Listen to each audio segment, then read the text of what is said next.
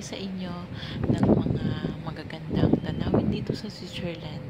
Mga kaibigan, minsan lang po tayo mabuhay sa mundo, so kailangan po natin i-enjoy ang bawat araw at magandang tanawin na matatagpuan sa ating mga lugar at ang magandang araw na pinapakita ng kapaligiran.